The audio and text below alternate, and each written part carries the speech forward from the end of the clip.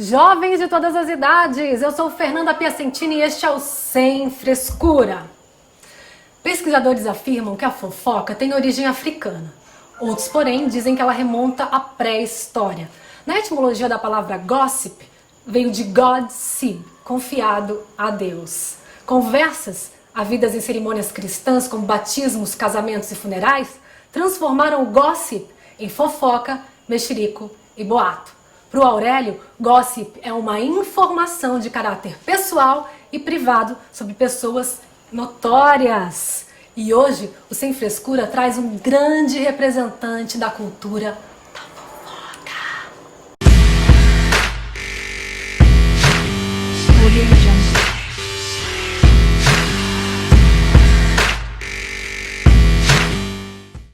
O meu convidado de hoje é advogado, jornalista investigativo com passagens pela Globo, Record, Band, CBS e agora a Rede TV. Ele tem 11 livros publicados, ganhou notoriedade esse ano.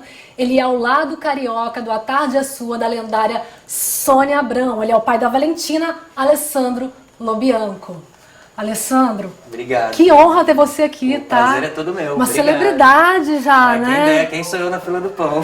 Que bacana. Imagina. Acho Obrigado pelo espaço. Imagina, esse ano a cultura da fofoca é uma coisa que a gente gosta, né? E eu acho que esse ano a cultura da fofoca, ela acendeu. O que foi 2019? A gente vai falar sobre isso. O que foi esse ano, o que está sendo esse ano. Mas antes eu queria que você contasse um pouquinho da sua história até chegar agora no A Tarde é Sua. Uhum.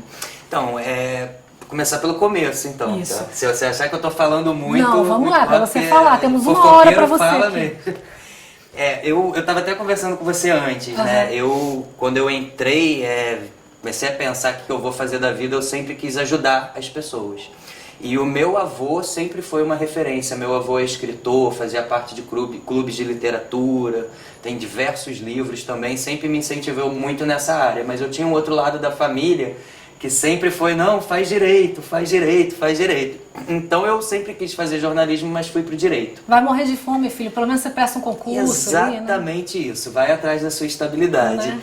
E aí, fazendo direito, eu comecei a, depois, com o passar do tempo, a estudar direito processual e comecei a ter algumas decepções, de ver que tudo no direito é um processo, literalmente é um processo. Tudo faz isso, aí tem que fazer aquilo, depois passar por essa burocracia e falar... Né? É moroso. E aí, fazendo alguns casos, ajudando a montar alguns casos dentro do direito, ali na época de estágio, essas coisas, eu comecei a ver que realmente é muito moroso. E um desses casos eu passei para um colega meu que era da imprensa, na época que eu falei, vê se tem como dar uma notinha aí para ajudar aqui o caso e tal. E era um caso que demoraria no mínimo 5 anos para ser resolvido, e quando saiu a matéria, saiu a reportagem, resolveram conciliar rápido, resolver a situação para aqueles funcionários, por caso não ir para a imprensa, mas já tinha ido, mas aquilo se resolveu, chegou a ser arquivado depois do processo. Então eu falei, gente, que poder que o jornalismo tem, né? Que coisa bacana. Eu acho que eu vou sair do direito e vou para o jornalismo porque eu posso conseguir as coisas de uma forma mais rápida com a opinião pública do que com o direito. E aí eu dei muita sorte, porque logo no início da faculdade, logo no primeiro para o segundo período, eu passei num concurso de estágio para a Editora Abril, que era um estágio bem bacana, que você passava por várias revistas, e aí eu comecei até na Tititi, então... Olha o destino traçado. Primeira redação que eu conheci na minha vida foi de fofoca. Que legal. E aí eu vou voltar para fofoca, mas só para dar essa trajetória, terminei meu estágio todo, passei pelas revistas da Editora Abril, fui para a Band, tive minha primeira experiência com televisão, mas como não tinha a menor noção, me jogaram na apuração. Mas já não na frente das câmeras? Não na frente das câmeras, só para apurar, vai ficar na apuração. Entendi. E aí comecei a apurar, e aí aí tive uma proposta para ir pro Globo para fazer os cadernos de bairro, que eram semanais, que era o Zona Sul, Niterói, o Tijuca, o Centro. Que estão sendo excluídos todos hoje. Que estão sendo todos limados, e que é uma delícia fazer, sabe? Porque é semanal, você pode se aprofundar, fazer as matérias bacanas. Sobe. Só que ali eu era muito novo, tava com o gás e trabalhando numa editoria semanal, vendo o pessoal da Editoria Rio fazer o diário, né, o Hard News. Aí eu comecei a querer ir pro Hard News, E na época não tinha vaga para ir pro Hard News do Globo.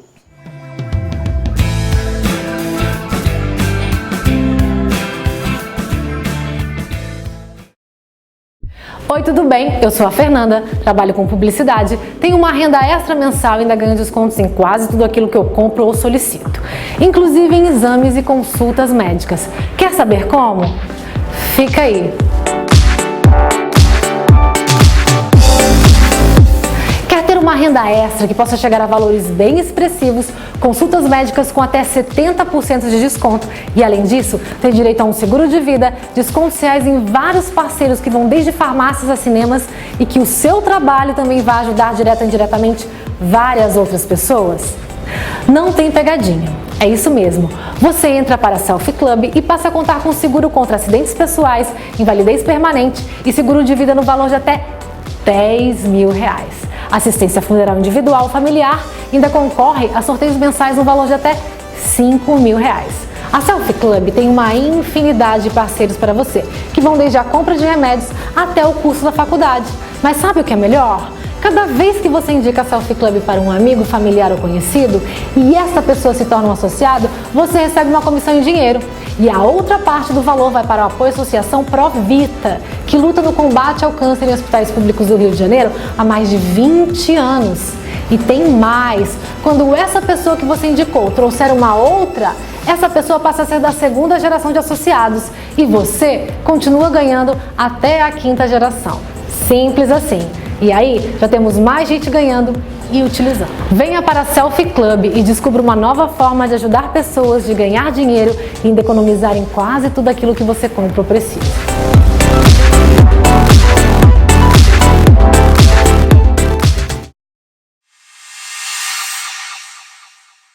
Então tive uma proposta para sair do semanal do Globo, dos cadernos de bairro, e ir pro Dia para fazer o Hard News. Fui pro Dia, que é onde eu falo que foi a minha escola mesmo, minha primeira pauta no Dia já foi fazer o enterro de uma menina de 1 ano de idade que tinha sido baleada no peito num sinal de trânsito. Então ali foi que eu vi o que era jornalismo mesmo. Fiquei 2 anos no Dia fazendo o diário e eu falei, eu acho que agora eu já tô pronto para bater de novo na porta do Globo e falar, se vocês me vetaram porque eu era do semanal, eu já tenho uma bagagem pro diário, eu quero. E aí tive a oportunidade de voltar pro Globo para fazer o diário. E a nossa profissão é uma coisa muito louca, né? Porque quando a gente se acostuma muito, parece que a gente quer mais, né? E aí eu entrei numa, jornal, já tô entendendo, mas eu não sei nada de televisão. Quero TV, e na época não tinha oportunidade. Acabei tendo uma oportunidade para sair do Globo para ir para CBN. E eu falei, bom, CBN, eu falei CBS, né? CBN. CBN. E eu falei, bom, CBN é rádio, então também agora, pelo menos a voz, a questão do ao vivo, talvez eu consiga ter uma experiência que eu não tive ainda no impresso. E fui pra CBN, e da CBN me descortinou de lá uma possibilidade para eu ir pra Record TV para fazer os programas locais, que era o Balanço Geral, o Cidade Alerta, o RJ no Ar. E aí, dali eu comecei a cair como produtor executivo, execução de pautas, ainda não fazendo vídeo, até que tive uma oportunidade de ir pelo Domingo Espetacular, com o Vinícius Donola, cobrir uma greve da PM no Espírito Santo.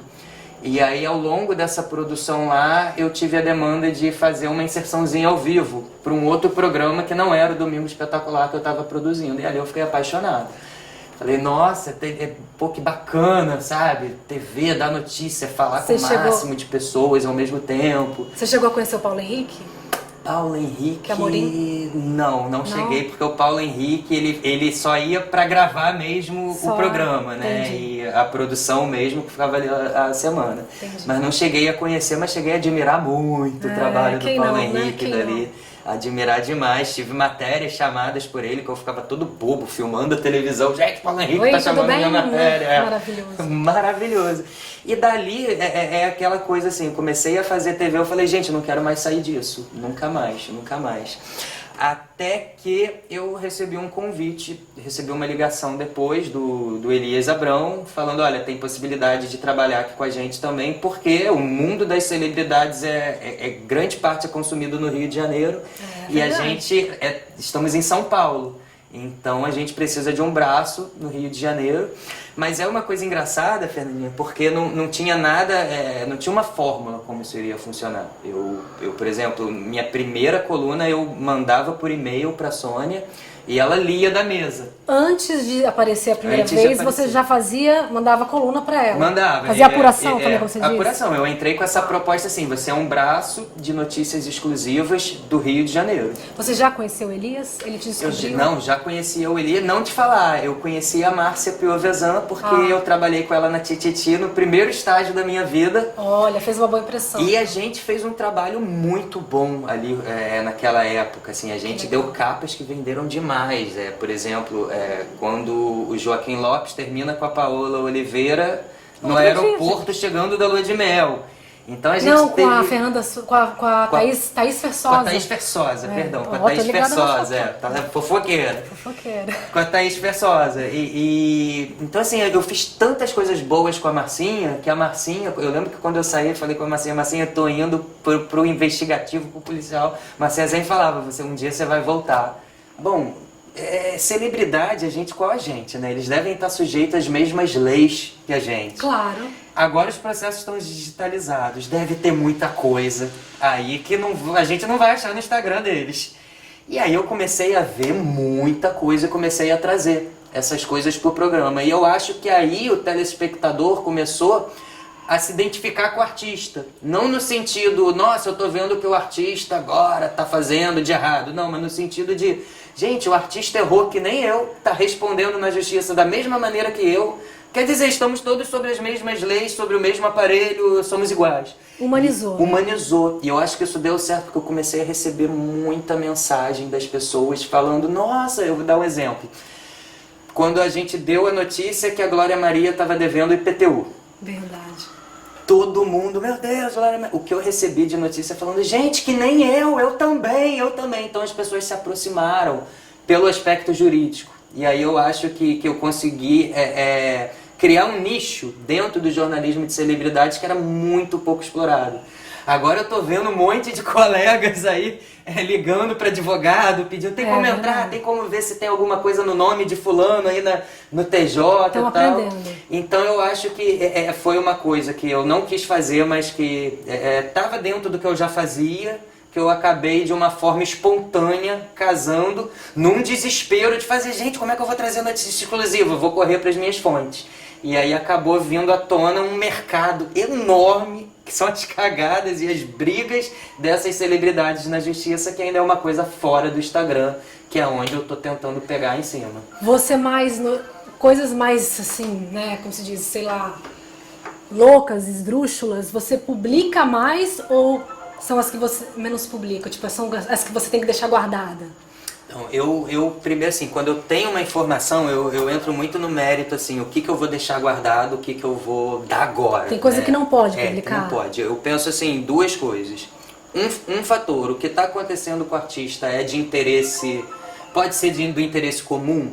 Será que o que ele está passando pode ser o espelho de milhares de brasileiros e talvez o exemplo que a gente busca com esse caso pode ser um espelho de exemplo para muita gente, mesmo que invada um pouquinho a privacidade desse artista? Se eu achar que isso é para o bem comum, eu coloco como prioridade. E aí eu vou te falar um contraponto. Muita gente, até colegas de imprensa, vieram me questionar, por que você está dando que a Glória Maria está devendo IPTU? Poderia ser você. Dívida é uma coisa pessoal. E eu tô falando, gente, isso é de interesse comum, de todos. O pessoal não tá, isso é uma invasão, isso é até antiético. Eu falei, não é antiético. Eu esperei dar a matéria, eu esperei ela fazer o pagamento para depois falar o interesse social. Na última matéria eu falei, eu quero comunicar que a Glória Maria foi lá, fez o pagamento e agora 153 moradores estão pagando suas taxas de condomínio mais baratas depois que ela fez o pagamento. Então, o que eu coloquei, assim, muitos colegas mesmo me detonaram, mas o que eu coloquei na balança foi essa situação particular dela está prejudicando outras pessoas, porque se estiver prejudicando outras pessoas, não é um problema só dela, ela vai ter que resolver. E a partir do momento que ela deixou de pagar, porque já não estava mais morando, vou deixar acumular até alguém locar, essas coisas todas, os outros moradores estavam encarecendo o condomínio dos outros moradores. Então, para mim, é de interesse público. Claro. É privado até a segunda página. Então eu acho assim, quando eu tenho essas coisas que é de interesse público, para mim é prioridade. Ou se tem alguma coisa sendo ventilada que eu sei que está injustiçando alguém. Por exemplo, quando deram aquela notícia que a Marina Rui Barbosa era a pivô da separação do José Loreto com a Débora Nascimento, aquela coisa. Gente, e quem era esse pivô, Brasil? Pelo amor de Deus! Pois é, assim, a gente sabia, a gente sempre soube, mas a gente não... Ah, depois você vai me falar? Vou te Pelo falar amor depois, de Deus. mas aí entra esse papo bacana que a gente está tendo. Naquele momento entrou a questão, assim, é de interesse ou não é? E a gente teve duas bifurcações. É de interesse público mostrar que tem uma menina sendo injustiçada, que não é ela. Então, é de interesse público. Agora, revelar o nome de quem é de interesse público? Vai afetar a vida de milhões de pessoas? Não, mas Talvez vai afetar não. a vida dela. Mas talvez vá provar a inocência de uma outra. Só que como...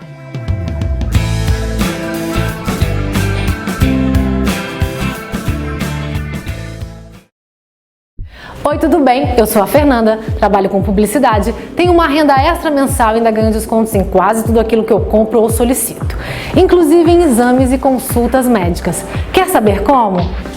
Fica aí! Quer ter uma renda extra que possa chegar a valores bem expressivos, consultas médicas com até 70% de desconto e, além disso, ter direito a um seguro de vida, descontos reais em vários parceiros que vão desde farmácias a cinemas e que o seu trabalho também vai ajudar direta ou indiretamente várias outras pessoas? Não tem pegadinha. É isso mesmo. Você entra para a Selfie Club e passa a contar com seguro contra acidentes pessoais, invalidez permanente e seguro de vida no valor de até R$10.000. Assistência funeral individual familiar ainda concorre a sorteios mensais no valor de até R$5.000. A Selfie Club tem uma infinidade de parceiros para você, que vão desde a compra de remédios até o curso da faculdade. Mas sabe o que é melhor? Cada vez que você indica a Selfie Club para um amigo, familiar ou conhecido e essa pessoa se torna um associado, você recebe uma comissão em dinheiro. E a outra parte do valor vai para o apoio à Associação Provita, que luta no combate ao câncer em hospitais públicos do Rio de Janeiro há mais de 20 anos.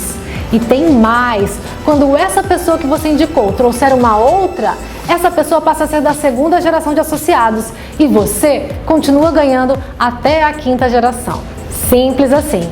E aí, já temos mais gente ganhando e utilizando. Venha para a Selfie Club e descubra uma nova forma de ajudar pessoas, de ganhar dinheiro e ainda economizar em quase tudo aquilo que você compra ou precisa.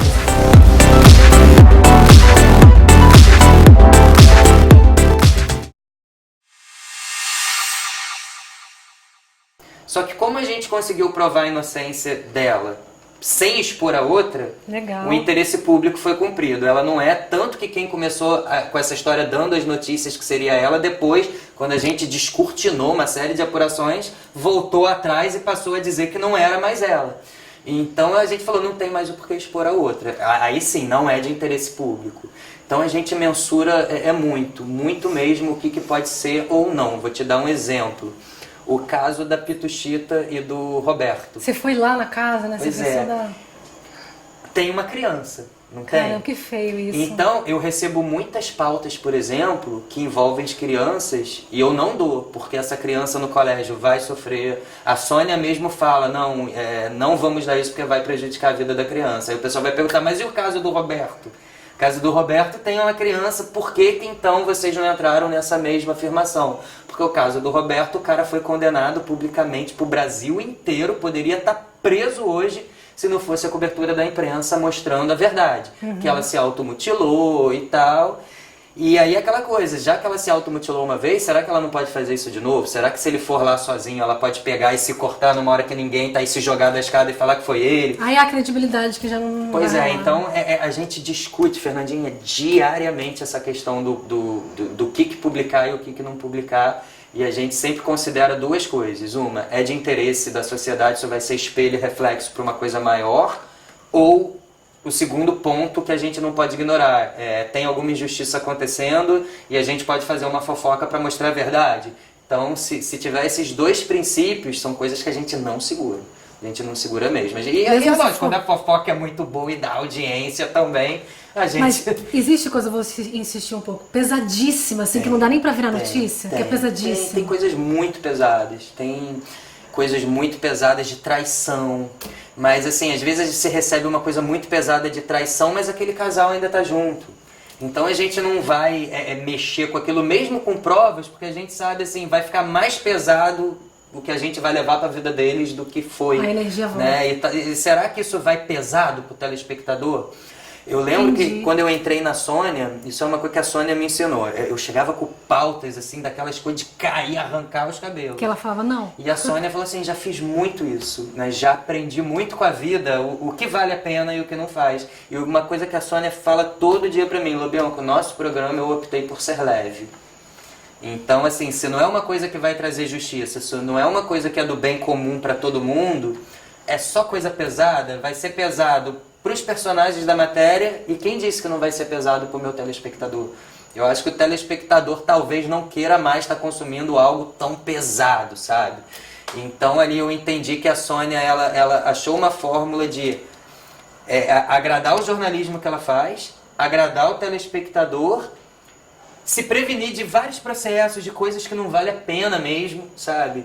Então hoje a gente recebe coisas pesadíssimas, a gente sempre pensa assim, não, deixa isso pra eles, não é interessante pra gente. Todo mundo erra, né? A Sônia também deve ter os erros dela, mas ela é um dinossauro da TV, de Chacrinha, de Silvio Santos, e ela é a rainha desse negócio de... Eu gosto muito de um ponto da Sônia, porque assim, você tocou num ponto muito importante, assim, todo mundo erra. E quem faz ao vivo acaba errando mais do que o gravado, né? Porque o gravado a gente tira ali e não vai. Edita, né? E o ao vivo você erra mesmo. Agora, uma coisa que eu admiro muito na Sônia, isso é uma coisa que ela fala, e fala mesmo. Se errou, conserta. Errou, conserta na hora. Legal. E se errou e eu escutei, eu vou corrigir. Na hora também, na mesa. É uma coisa de jornalismo. É jornalismo, porque eu acho que acima de quem está falando tem um nome de um programa. Tem uma marca que já existe ali há 13 anos, é sólida e idônea. Então, uma coisa que eu percebo na Sônia é essa questão assim, errar é humano, errar pode. Insistir. Agora, não consertar o erro é onde está o erro de verdade. O perfil da Sônia não se encaixaria ali naquele horário, na Globo, por exemplo? Eu acho que o perfil da Sônia se encaixaria onde ela tem liberdade para falar de quem ela quiser. Sabe? A Sônia, ela tem uma liberdade dentro do programa dela, que se ela quiser criticar a Globo, ela critica, se ela quiser criticar a Record, ela critica, se ela quiser criticar o SBT, ela critica quem ela quiser. Então, eu acho que, por exemplo, eu não vejo, por exemplo, um programa da Sônia na Globo, sem poder criticar a Vênus Platinada, sabe? Entendi. Então eu acho que o que deu certo na Sônia é uma fórmula ali dela ter liberdade para falar de todo mundo. Agora, você estava falando do video show e da inconstância. E eu acho que é o melhor exemplo que a gente pode dar. Por exemplo, a Globo sempre foi acostumada a ter um programa nesse horário que sempre bateu audiência. Video show. Desde a época de Cissa Guimarães, Miguel Falabella, Túnel do Tempo, André Marques, aquilo sempre bateu audiência. Até que vem uma tal de Record e fala, vou botar um balanço geral agora. E o balanço geral, de repente, começou a bater a Globo. Que loucura. Não deu muito tempo, a Globo chegou e tirou o programa do video show do ar e troca tudo. Mas então, tentou muito. Tentou muito. Então eu acho que tem essa coisa mesmo, que às vezes pode te deixar perdido, de você querer ter uma audiência imediata, não tá dando certo, bota outra coisa e essa coisa tem que dar certo. Não, não vai dar certo rápido, sabe? O video show tava há anos no ar. Né? Você não vai tirar um video show e vai botar outra coisa do ar e aquela outra coisa nova já vai dar um retorno que o video show dava lá atrás. Então eu acho que às vezes tem esse imediatismo que fica inconstante. Talvez, será que não era melhor rearrumar o video show? Porque você não sabe o que você vai assistir, você não sabe o que você vai ver, você não sabe quem você vai ver. Você não sabe mais, e isso era uma coisa que a gente uma vez na Sônia até tava falando do Gugu. A gente tava falando assim, cara, não faz falta aquele programa de sábado à noite. Agora a gente bota sábado à noite na televisão, a gente não sabe mais o que está passando. Será que ainda está passando o que passava 5 meses atrás? Será que já é outro programa? Pois é. Então eu sinto falta, assim, sabe? A gente estava conversando que justamente a TV peca às vezes nisso. É verdade, eu acho que essa peça é fundamental, a constância. Agora, é um horário, realmente, é um horário muito disputado. É um horário que é uma guerra. É um horário de guerra mesmo e que eu acho que vai piorar quando a CNN entrar no ar, porque a CNN vem com uma programação agressiva também pro horário da Mas vai tarde. vir entretenimento também? Olha, o que eu tô sabendo é jornalismo e vai ter um pouquinho de entretenimento também. Que isso tá sendo, a informação que eu tive é que eles estavam fechando toda a parte de jornalismo e agora, no segundo tempo, eles vão começar a ver esportes e estão fazendo uma limpa, estão tirando o pessoal de tudo quanto é lugar. Estão pegando muita gente boa, né? Muita então eu acho gente que boa. assim, vai balançar a cadeira legal de programação e horário, tudo isso. Quem ganha somos nós, né? Eu acho. A audiência. Eu acho. Alessandro, você falou em alguma entrevista, alguma matéria, alguma coisa relacionada a alguém que compra seguidores que você consegue ver através de um aplicativo. Eu vou ler aqui mais ou menos, ó. No Brasil nós temos 209 milhões de habitantes, tá? 62% desses habitantes estão nas redes sociais, juntando todas, tá? 55 milhões, mais ou menos, estão no Instagram. 55 milhões estão no Instagram. É possível, mesmo com um percentualzinho mínimo de estrangeiros, que alguma outra celebridade possa, tirando a Anitta, que já é, sei lá, um percentualzinho de algum estrangeiro que tenha conhecido aquela pessoa, sei lá, porque foi num desfile internacional ou não, é possível uma pessoa ter 50, 60, 90% dos brasileiros no Instagram seguindo ela? É possível? São 55 milhões de Instagramers, né, de pessoas no Instagram. 55 milhões. Tem pessoas que têm 36 milhões de seguidores. Como é que fecha essa conta? Tá todo mundo seguindo essas pessoas mesmo? Não tá. Não tá não tá. E você vê hoje, o Instagram fez uma coisa pra mim sensacional, que foi fechar a visualização de likes. Maravilhoso. E só deixar os comentários. Porque agora a gente vê o que é real, é o comentário. É o comentário. Porque até então like, você compra um pacote de likes, durante um mês você tem 5 mil likes para queimar ao longo das suas postagens. Pelo que eu entendi é assim que funciona. Sim. Agora, para comentar não, tem que ter alguém para comentar. Então, ou ter grupos de engajamento para você tentar ser mais mostrada pelo Instagram e poder melhorar seu engajamento. Isso é normal. Isso foi ótimo pro mercado e para descortinar quem é que não é. Porque às vezes eu vejo artistas que têm 8 milhões de seguidores, fazem uma postagem, mas a postagem tem 4 comentários. Toda hora. Toda hora. 4 comentários. Assim, todo mundo tem 10 milhões de seguidores. Todo mundo, assim.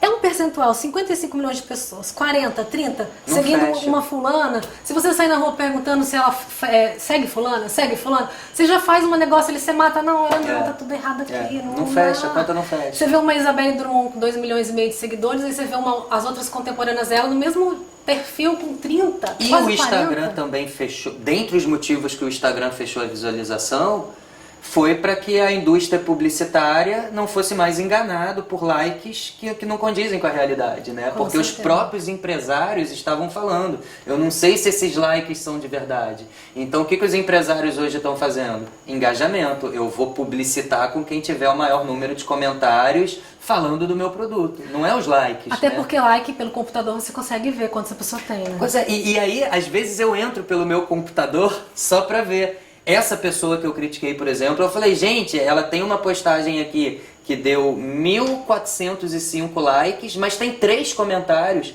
Será que de 1.500 pessoas que curtiram, só 3 comentaram? A conta não fecha. Comentário é mais difícil, gente, mas a conta tem que fechar, porque realmente é absurdo, é uma doença. doença. Acho que da mesma maneira que a nossa sociedade sempre viveu de imagem fora da internet, uma hora ela ia querer viver de imagem também com a internet, e aí entra essa compra de seguidores. Mas você acha que pararam de comprar like porque caiu os likes? Eu acho que... Não, eu não acho, eu tenho certeza. Pararam de comprar? Eu tenho certeza, porque você vê aplicativos que eram oferecidos. Às vezes você estava navegando na internet e vinha uma publicidade, compre seguidores. Esses aplicativos parece que desapareceram de compras de like. Você não vê mais, eles não estão nem mais. Antigamente você entrava no Google Play ou no Apple Store, você via, já fiz matéria para ver onde esses aplicativos, eles estavam disponíveis ali para você baixar gratuitamente. E agora se você entrar, não estão mais, não tem. Então eu acho que teve realmente a demanda caiu. E eu acho que agora os artistas se desesperaram. Eu vejo, por exemplo, uma coisa que eu sempre fiz no início, porque quando a gente não é ninguém na fila do pão, qualquer pessoa que comenta um post nosso, a gente quer responder, a gente quer interagir. Eu com certeza. E eu e aumenta o engajamento, respondo. tem que responder. Eu sempre fiz isso, sempre fiz isso. E agora eu tô vendo muita gente que comprava like, vendo que não tem mais caminho. Se eu quiser fazer publicidade, é de verdade. Eu tô vendo agora pessoas respondendo as pessoas. Isso é muito bacana. Tô vendo as pessoas responderem agora, correndo atrás de engajamento, e gente que eu sabia que comprava. Então, assim, diminuiu sim, porque o pessoal tá vendo. Agora tem que ser de verdade. Então tá tendo uma reeducação. Eu tô vendo que as pessoas estão... Agora, uma coisa é ruim que eu tô vendo. Por exemplo, tô vendo gente que comprou seguidor a vida inteira, falando que quem responde as pessoas agora, ou que sempre respondeu, paga robô para responder as pessoas. Então, assim, é aquela coisa, né? Aquela briga de egos, mas eu acho que, assim, artistas, pessoas que querem ter um engajamento, comecem a responder seus seguidores, porque o engajamento vai vir disso. Eu respondo porque aumenta a impressão também, né, gente? Então não vamos ser hipócritas aqui. Quando você responde, conta com mais atinge um comentário. Mais pessoas a postagem também. Ele vê que você vai sendo importante e vai te distribuindo mais, porque ele vai lucrar com isso. Então a gente tenta todas as ferramentas para ser vista na web, até porque você tem parceiros que você precisa. Verdade. Né, essa é uma dica que você deu coisa. muito importante. Vou te dar um exemplo. Eu fiz uma postagem que estava com 134 comentários. E eu não dá pra responder todos, você consegue? Eu consigo. Eu não tenho 134. Eu tenho toque, você acredita que esses dias eu respondi 1.400 comentários? Brasil, gente, porque eu peguei esse hábito desde o início, quando só um ou outro comentava, e agora eu tenho toque. Eu tenho que ir no psicólogo, mas eu respondo. Mas uma coisa que eu respondo é para também dar engajamento. É o que eu ia falar. Uma vez eu vi que eu tinha ali 134 comentários, mas metade eu não tinha respondido. Quando eu...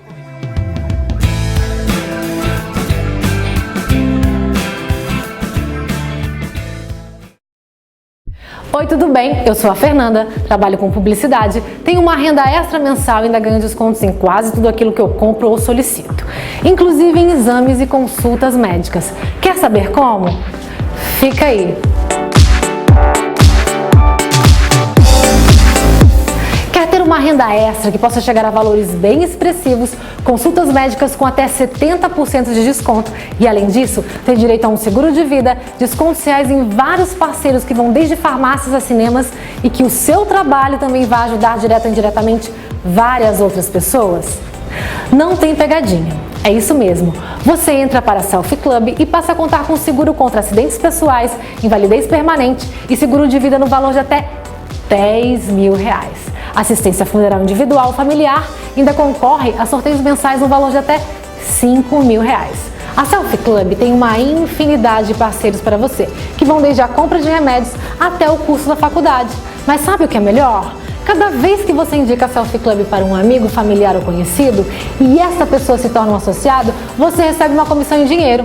E a outra parte do valor vai para o apoio à Associação Provita, que luta no combate ao câncer em hospitais públicos do Rio de Janeiro há mais de 20 anos.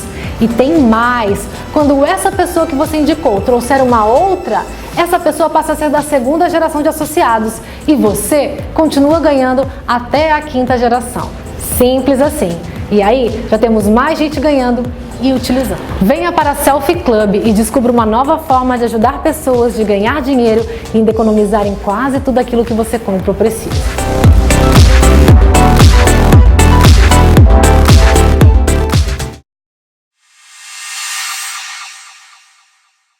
Quando eu comecei a responder, quando eu cheguei no final, parece que eu tinha acabado de postar aquilo, que começou a vir like, o negócio joga pra cima de novo, ver que tá tendo. Então essa é uma dica boa, E né? na primeira 1 hora que você posta. Ah, isso eu não sabia. Entendeu? Eu tenho assessoria também. Então postou na primeira hora, na primeira hora é onde que ele vai analisar você, o algoritmo, né? Polêmica, Brasil! Para!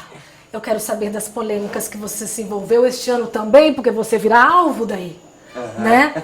Vamos falar como é que você... Antes você tinha recebido de algum processo, antes de trabalhar com jornalismo assim na televisão, na frente das câmeras, já tinha recebido algum processo? De matérias? Já vários. Já vários? Então já estava acostumado já também? Já recebi muito processo de policial, denunciando milícia, Ah, meu Deus. de político, vários processos, mas... Era perigoso mesmo isso. Pois, muito. Assim, eu já recebi processos junto com ameaças de morte, já recebi processo de próprias pessoas de dentro do judiciário, porque você está dando matérias falando de erros do judiciário. Então, eu acho o seguinte, quando você está certo, processar todo mundo pode processar. Ganhar, aí é outra coisa. Então, assim, eu não tenho medo de processo.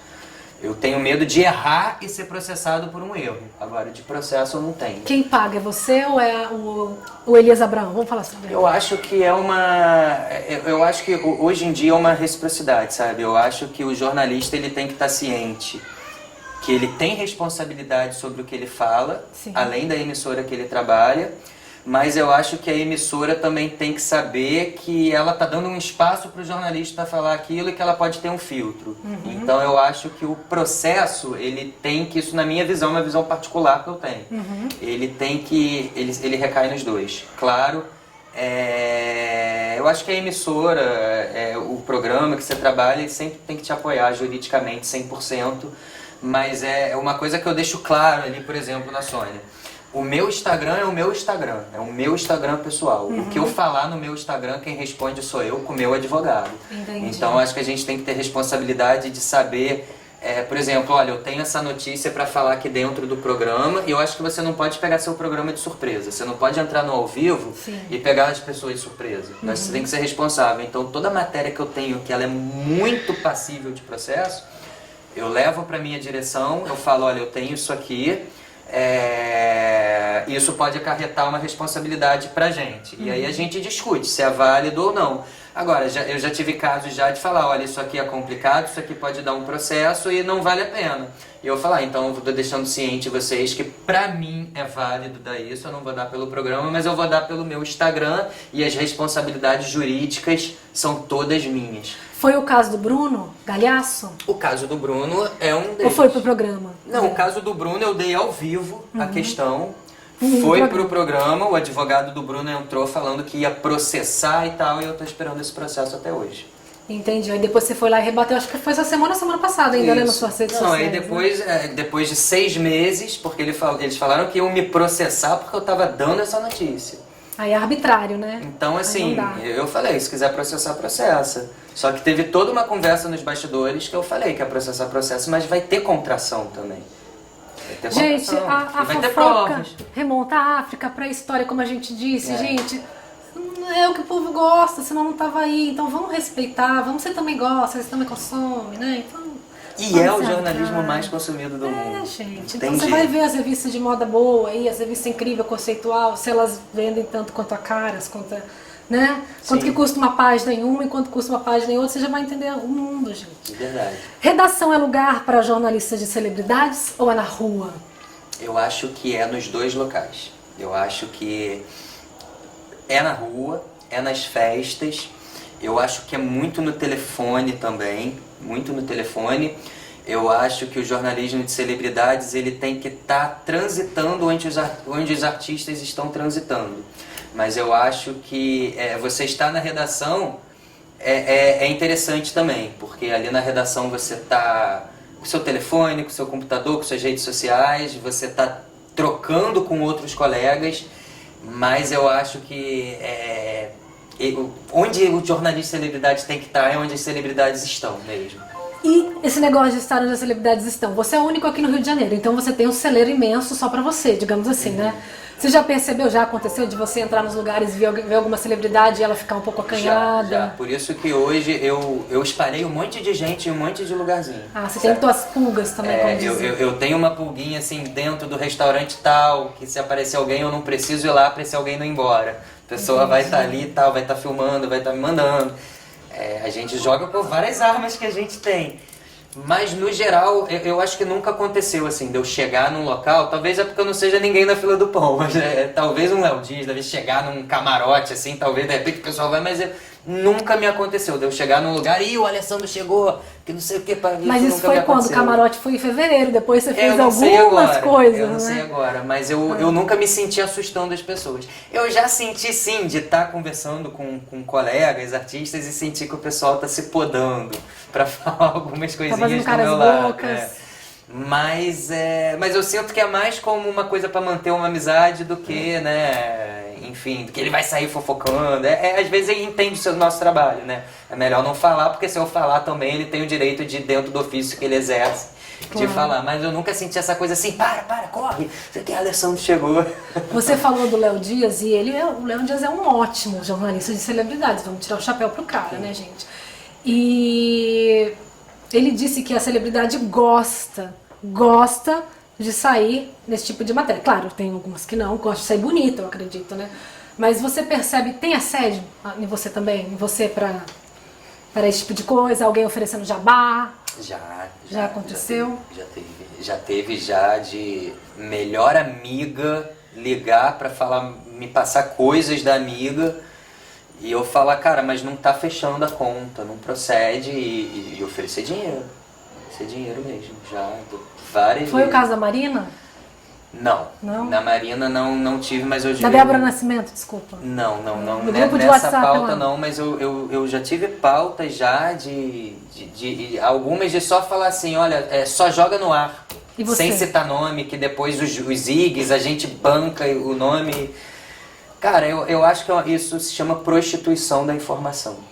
Eu não vou prostituir a minha informação porque eu acho que isso tem um preço, sabe? Eu acho que você recebe hoje para ser cobrado lá na frente. Eu acho que isso é crime. É crime. Eu fiz um juramento na minha faculdade. É corrupção. Para mim é corrupção de informação. É corrupção. Existe... A gente vê muito uma perseguição na internet. Eu vejo, tá, gente? Há duas pessoas, Bruna Marquezine e Anitta, em todos os programas de fofoca. Existe alguma perseguição, realmente? O que acontece? Eu acho que em algum momento entenderam que dão muita audiência.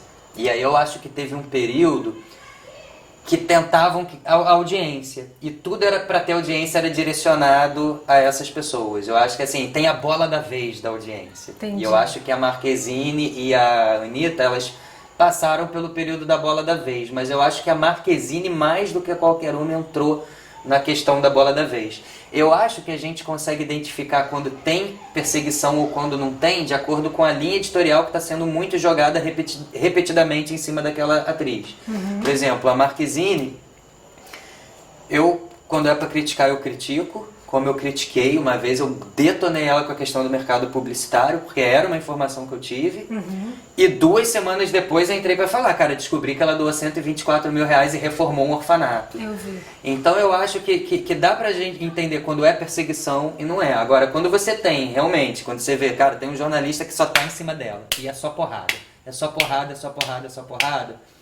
Porra, é perseguição de audiência.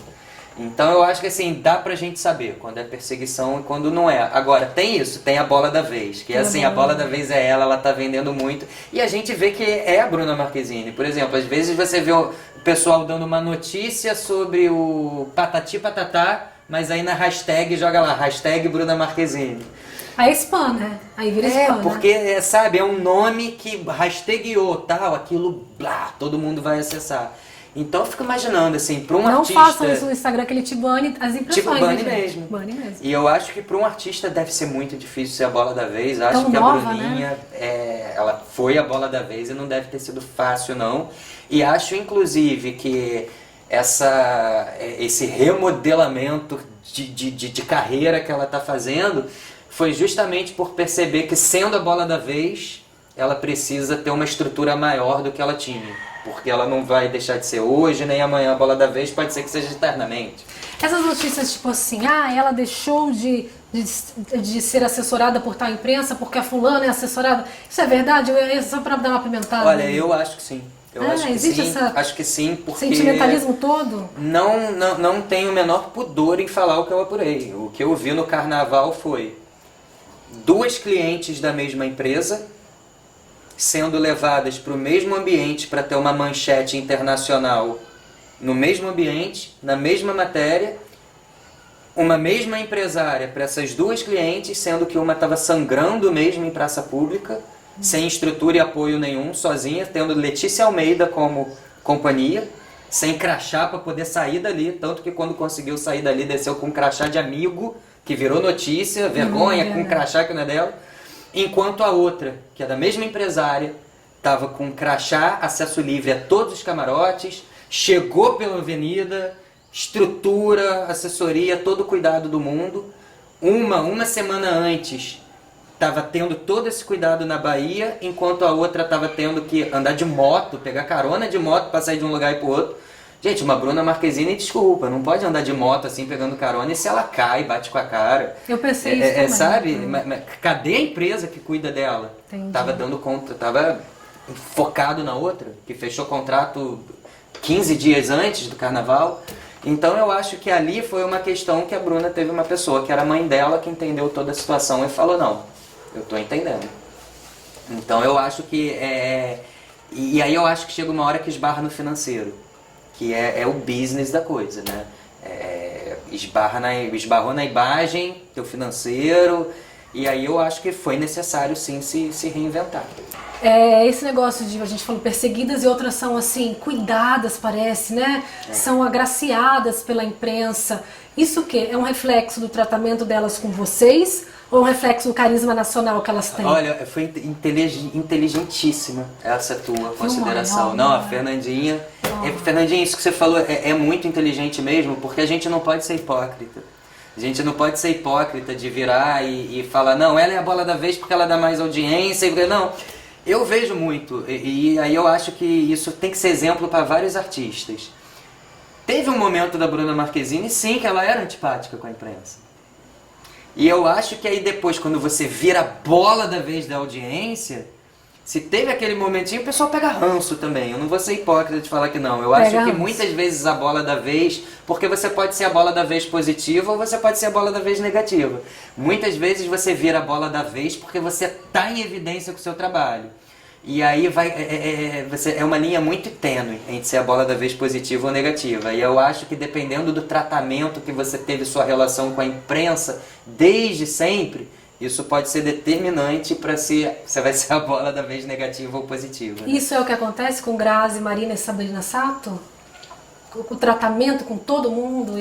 Olha, a Grazi, e isso é uma coisa que quantas vezes eu já fiz matéria com a Grazi de virar depois, aí incluo a Camila Pitanga nisso também, de chegar na redação e falar assim, mas que pessoa fofa, mas que pessoa que simpática, carismática, que me tratou com carinho.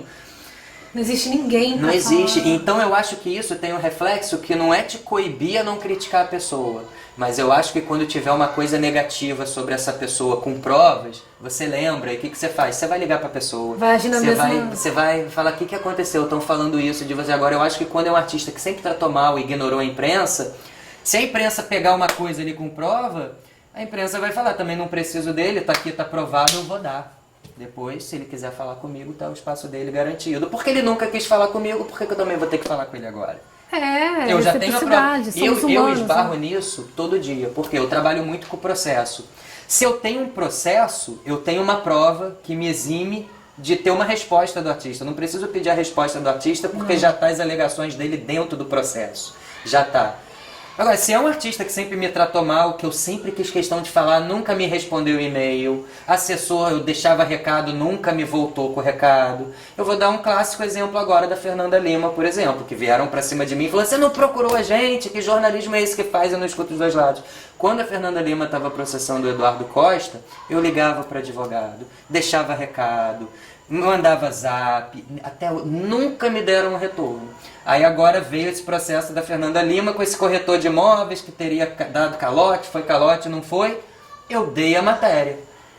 É negativo. E aí depois o assessor dela me mandou um e-mail, mas que tipo de jornalismo é esse que não vem e não fala com a gente? Mas você não acha que a Fernanda Lima é meio hippie, meio desligada, assim? Não? Eu acho que ela não tá nem aí. Então.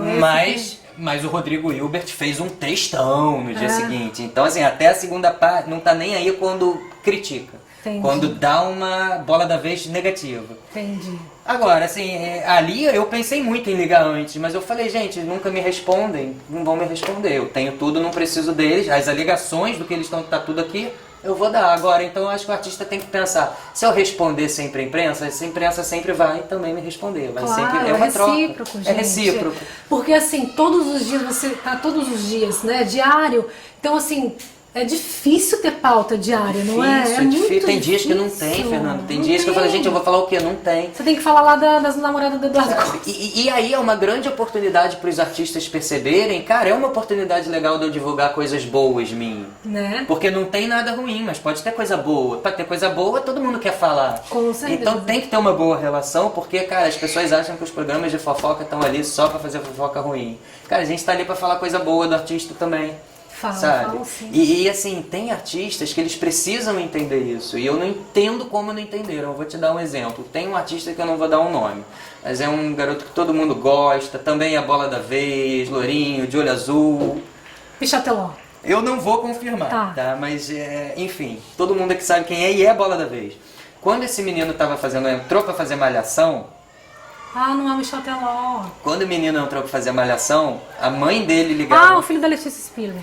Não vou confirmar. Tá. A mãe dele ligava pra redação e falava o seguinte, olha, meu filho agora que tá em malhação, ele vai estar 5 horas da tarde numa churrascaria com os amigos e ele tá a fim de falar tudo de malhação e da vida pessoal. Beleza, a gente ia lá fazia.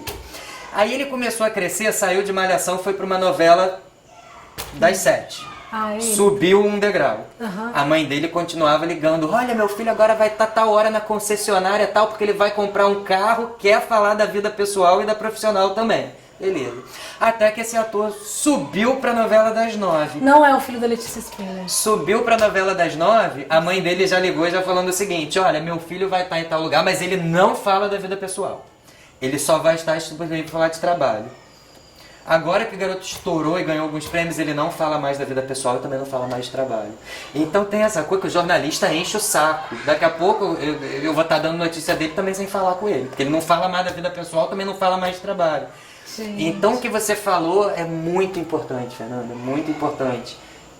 O repórter de celebridade que está um tempo nisso, da mesma maneira que ele cria laços com fonte, ele cria laço com seus personagens. Claro. E a resposta que o jornalista vai dar para esses personagens é a mesma resposta que esses personagens vão dar pro artista. Uma vez que eu te liguei, você estava disponível? Desde a malhação, Então, gente. assim, Desde a malhação. se não me atendeu, nunca, sempre me ignora, reza pra não cair uma coisa com provas aqui, porque pode ser que eu também não ache necessidade de te procurar. Seres humanos, seres humanos. É tudo recíproco. Malhação é um porre da notícia de alguém da malhação? Fala a verdade. O quê?